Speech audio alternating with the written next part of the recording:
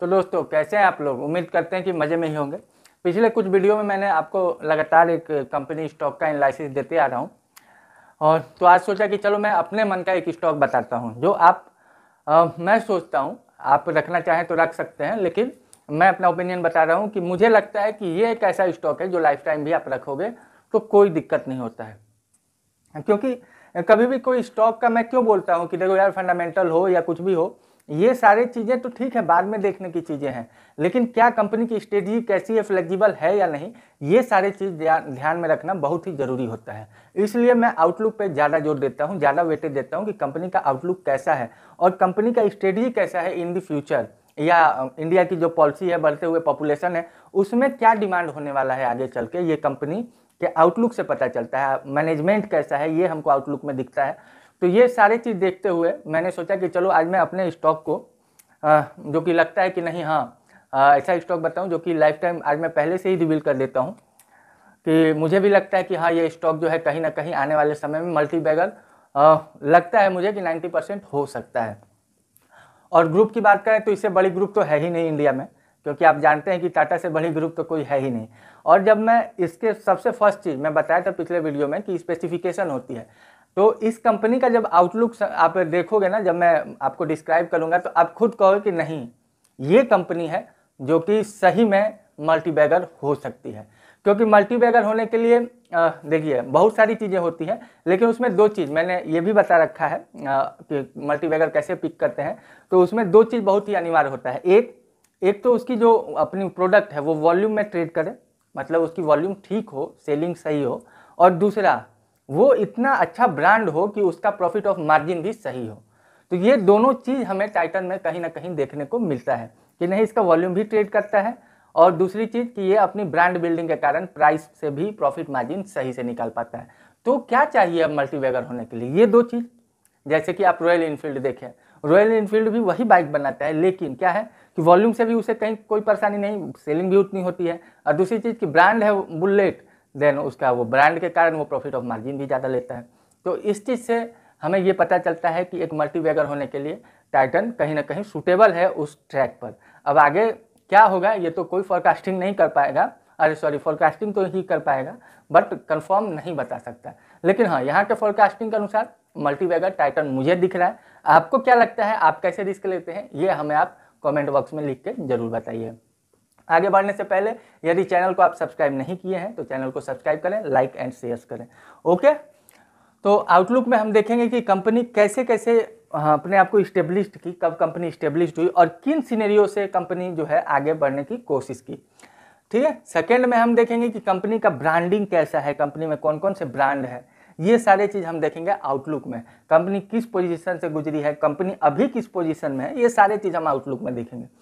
Second देखेंगे कि क्या कॉम्पिटेंसी हो सकता है in future, in past and in present, इस चीज़ को देखना भी ज़्यादा जरूरी है। उसके बाद हम देखेंगे रिवेन्यू। रिवेन्यू में हम ये देखेंगे कि कंपनी को रिवेन्यू कहाँ से जनरेट होता है, कंपनी पहले कहाँ से जनरेट करती थी, कंपनी अब कहाँ से जनरेट कर रही है, और कंपनी का इम्पैक्ट ऑफ दी जनरेशन क्या है, ये सारी चीज़ हम रिवेन्यू में देखेंगे। फोर्थ पोजीशन पे हम देखेंगे कि फ्यूचर में कंपनी कैसा कर पाएगी, क्या फ्यूचर सिक्योर है या फ्यूचर में इसके सेल्स बढ़ेंगे घटेंगे, क्या होने का संभावना है, और किन रीजनों के कारण कंपनी जो है आगे चल के मुझे दिख रहा है कि ये अच्छा और इससे बेहतर करने वाली है। उसके बाद हम स्टॉक प्राइस में देखेंगे, जिसमें दो चीज़ देखेंगे, एक फंडामेंटल और एक टेक्निकल। ठीक है, और लास्ट में जो मैं हमेशा की तरह बताते आया हूँ, बाय एंड सेल। अभी मैं ये बता रहा हूँ कि मैं इस पर थोड़ा सा बायस्ड हो सकता हूँ क्योंकि मुझे ये टाइटन बहुत अच्छा लग रहा है, बट ये मैं लास्ट में बताऊंगा क्या मेरा स्टेक है अभी या मैं कब लेने वाला हूँ। ठीक है, तो ये आखिरी में। तो चालू करते हैं वन बाय वन, शुरुआत करते हैं कंपनी टाइटन से, आउटलुक से। जब हम बात करते हैं वॉचेज की, तो वॉचेज में आते हैं एनालॉग।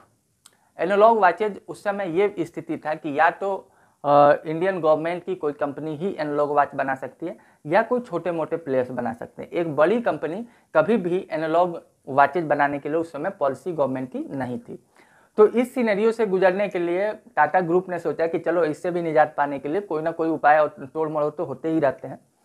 तो उसने दो वेंचर्स कंपनी स्टार्ट की, फर्स्ट टाइटन एंड सेकेंड टिडको।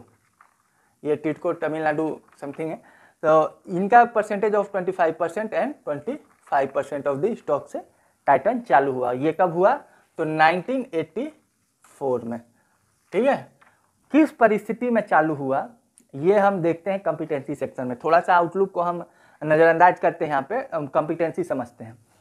तो उस समय चालू हुआ जब आप समझते होंगे कि लगभग मतलब 100 लोग थे, तो उसमें 80 लोग के रिस्ट में केवल HMT की वाचेज हुआ करती थी। जी हाँ, HMT की वाचेज, नाम और ब्रांड और सेलिंग इतना बृहद था कि टाइटन जैसे कंपनी को ये सोचने पे और छोटे मोटे प्लेयर को सोचने पे मजबूर करता था कि क्या मैं HMT के सामने टिक पाऊंगा कि नहीं। बट वैसे स्थिति में जब टाइटन लॉन्च हुआ और टाइटन ने सही तरह से डिजाइनिंग की, सही तरह से अपना मार्केटिंग किया, सही तरह से सब चीज़ वेल मैनेज्ड किया, तब जाके टाइटन ने ऐसा अपना पैर फैलाया कि आज HMT का नामो निशान नहीं है। ये कहना कहीं ना कहीं गलत नहीं होगा कि आज HMT का धूमिल हो जाना सबसे बड़ा हाथ टाइटन का है। तो जब टाइटन ऐसे सिनेरियो से उभर सकता है कि जब वो मतलब एक तरह से समझो कि अंडे में होगा, तब वहाँ से निकल के और एक अपने बड़े प्लेयर को साइड कर देना, साइड नहीं सेंटिंग में डाल देना, तो सोचिए कि अब तो ये कितना बड़ा प्लेयर है और इसके सामने छोटे मोटे प्लेयरों का टिक पाना हमें तो बहुत मुश्किल दिख रहा है। तो इसलिए मुझे टाइटन लगता है कि कॉम्पिटेंसी की यदि बात हो 10 मार्क्स हो तो 10 में से 10 देना कोई भी मूर्खता नहीं होगा। तो ये कहना, एक तो इन्वेस्टमेंट का ये सबसे बेहतर तरीका कि उसके सामने कोई कॉम्पिटेंसी हो ही ना। ठीक है कॉम्पिटेंसी, फॉरेन भी वाचेज हैं, ऐसा नहीं है, बट एक तरह से देखो कि कहीं ये जो है अपनी डाइवर्सिफाई भी करते जा रहा है, ये हम आगे देखेंगे। बट कॉम्पिटेंसी सेक्शन में मुझे नहीं लग रहा है कि टाइटन का जो अभी मैनेजमेंट का सिनेरियो है, इस मैनेजमेंट के सामने कोई टिक पाएगा। ठीक है, तो जब HMT जैसे वाचेज को इसने जीरो क्लोज्ड कर दिया, तो अभी तो ये इतना इसका नेटवर्क है, इतनी अच्छी डिजाइनिंग है, इतना स्टोर्स है, इतनी ब्रांड बिल्डिंग है कि इसके सामने टिक पाना बहुत ही मुश्किल होगा। तो बात करते हैं, अब ये तो आप समझ गए कॉम्पिटेंसी सेक्शन। अब बात करते हैं आउटलुक में कि 1984 में उस सिनेरियो में इसने चालू किया जब HMT का बोलबाला था। सेकेंड पॉइंट में हम ये समझते हैं कि जब टाइटन लॉन्च हुआ तो उस समय एनालॉग वाचेज चलती थी, तो इसने क्या किया कि थोड़ा सा लग्जरियस की तरफ ध्यान देना चालू किया। जब लग्जरियस की तरफ ध्यान देना चालू किया तो ये जो है इसे कहीं ना कहीं किक दिया टाइटन को। किक इन द सेंस कि HMT से कुछ अलग। देखो, कोई भी चीज़ यदि आप ब्रांड बना भी लिए और सो गए तो वो एक ट्रेंड होता है, ये नहीं कि आपका वो लाइफ टाइम चले। वो कोई चावल दाल आटा और ये नहीं है कि हाँ उसको नेसेसरी है, ऐसा नहीं है घड़ी। तो यहाँ पे इसने क्या किया कि एक ट्रेंड को अपने तरफ अपकमिंग लिफ्ट किया कि हाँ नहीं, आप मेरे तरफ झुकाव कर सकते हैं एक अच्छे अच्छे फीचर्स के साथ, एक अच्छी ब्रांड के साथ, एक अच्छे डिजाइन के साथ, एक अच्छी लग्जरी के साथ, एक अच्छे मैनेजमेंट के थ्रू इसने HMT को क्लोज किया। 1984 में इसने इस्टेब्लिश की अपनी, किससे? 25% टाइटन एंड 25% टिडको के साथ। थर्ड पॉइंट में हम ये समझते हैं कि जब कंपनी खुद को देखी कि नहीं ठीक है टाइटन तो है ही अपना, अब देखा कि कहीं ना कहीं वाचेज का जो ट्रेंड था वो बीच में कहीं कम होने लगा था, इसने डाइवर्सिफाई किया।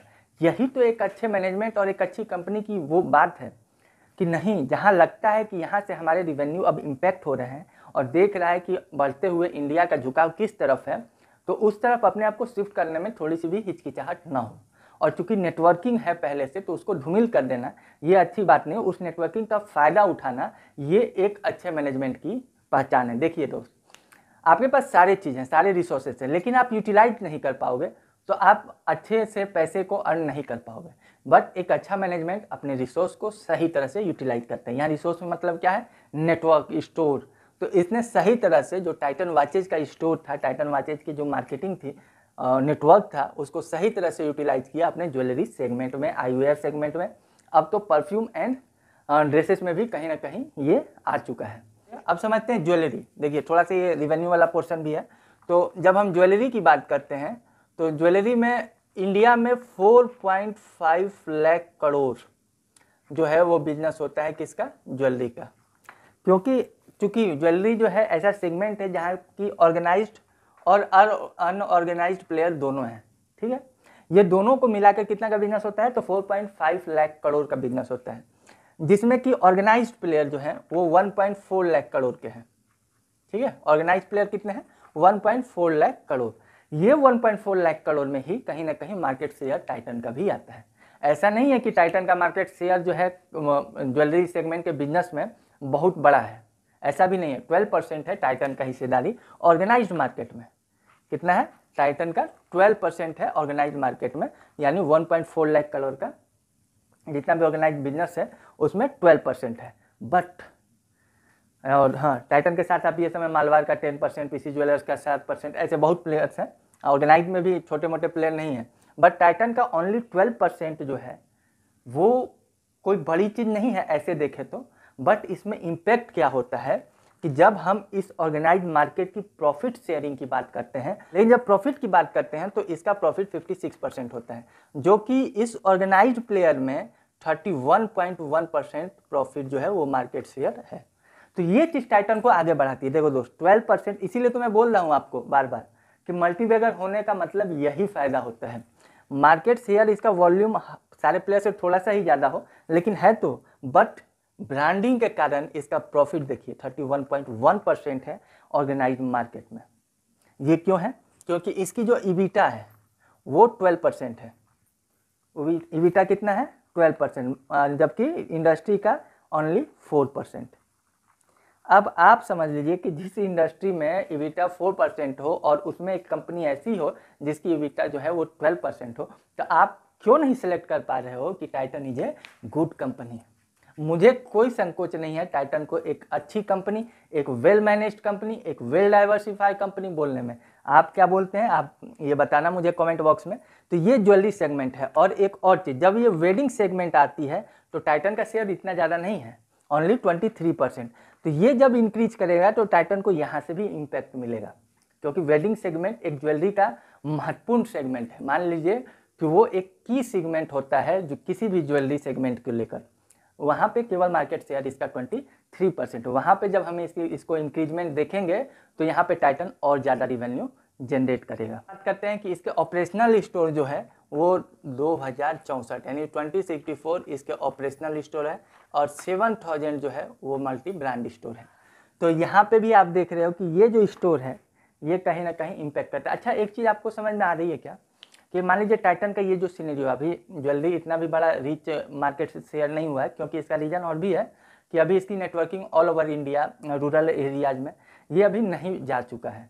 लेकिन क्या आप समझ पा रहे हो कि टाइटन की जो टाटा मोटर्स की जो रीच है, नेटवर्किंग है, या टाटा FMCG का जो रीच है, नेटवर्किंग है, वो तो ऑल ओवर इंडिया है। अब मुझे लगता है कि हर पिन कोड पे होगा कहीं ना कहीं, जोक सपाट, बट कहीं ना कहीं 80% तो होगा ही।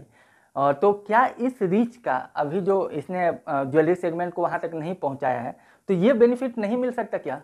क्योंकि ये ग्रुप तो टाटा की ही है। तो ये जब ग्रुप को यहाँ पे बेनिफिट्स मिलेगा तो इसके रेवेन्यू और बढ़ेंगे।